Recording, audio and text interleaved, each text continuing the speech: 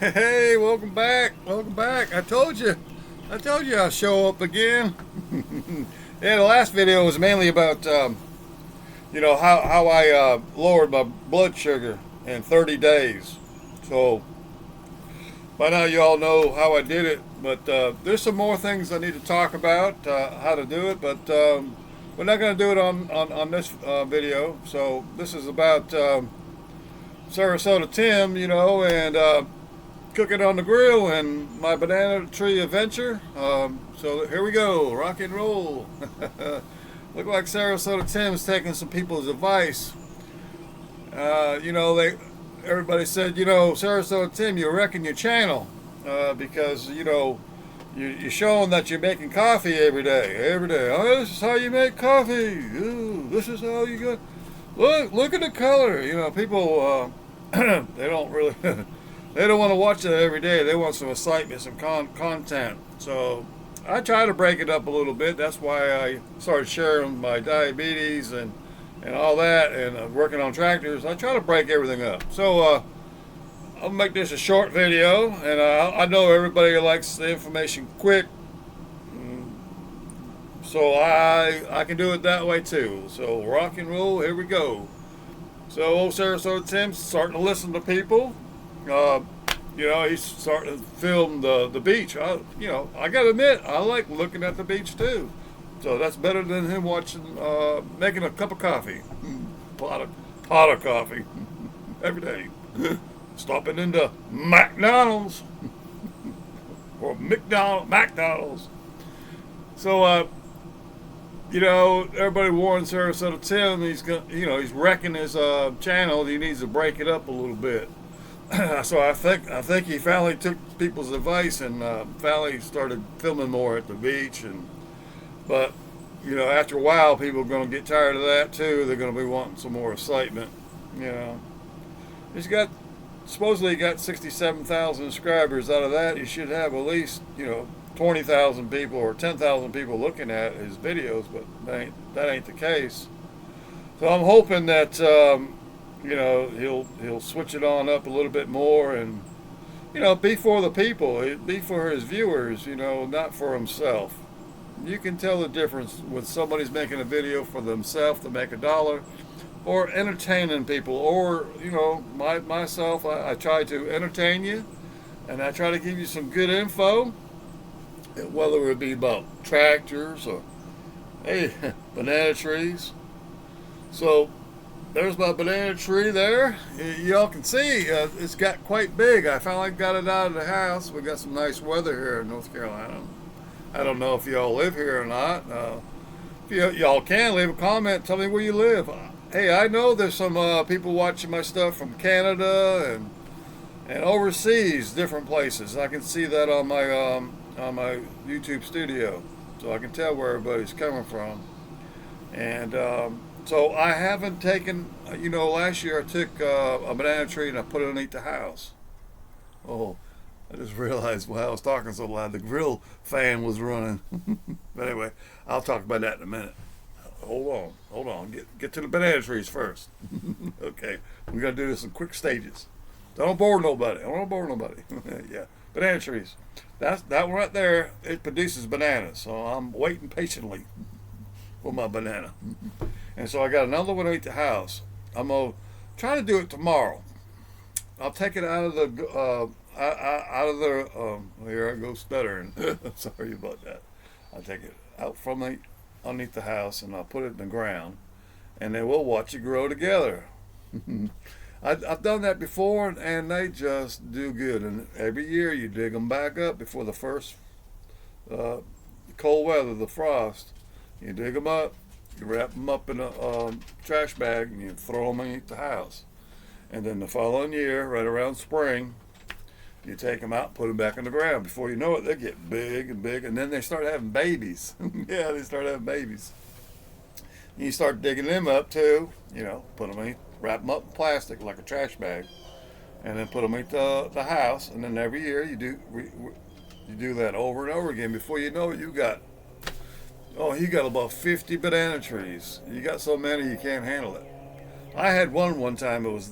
It had to be that big around, and taller than the roof. I kept doing it over and over again. And so what I did was, it got, way up. So I just cut it off like 6 feet high, 7 feet, as high as I could go. I could cut it off like that. And then I dig them up, dig up the root ball, and I throw all that underneath the house. And then, like I said, I plant them. Anyway, all right, so that's it. Now I'm going to show you what I've been cooking. And this is good for you. If you're a diabetic or a pre-diabetic, eating stuff like this right here on my Pit Boss. I know you can't see it right now. There it is. Yeah, it just got through. You heard the fan shut off. This is a pork loin. Yeah, it's my pork loin. I've been doing. I've been cooking it for a couple hours, and I put my probe. This is what I got.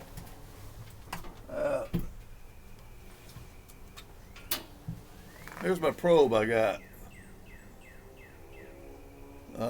It's set at 140. The bottom one's 145, and the internal temperature you can eat pork is 145.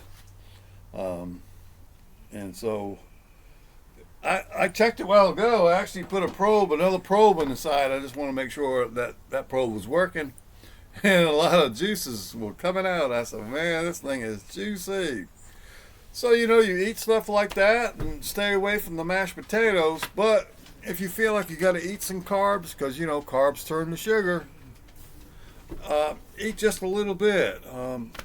I just been staying away from all that for the last month. I just went cold turkey, and I've just been staying away from, but no pizza, and no mashed potatoes, rice, all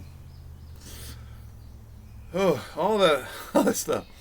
I've been eating salads and putting just a little bit of salad dressing on there. So like I said on my last video, and I'll make this quick, for every 4 grams of sugar you see in your product, whether it be a Coke or whatever, like salad dressing, the average salad dressing that I've been seeing, it's got like 4 grams of sugar in it per serving, and the serving size is 2 tablespoons.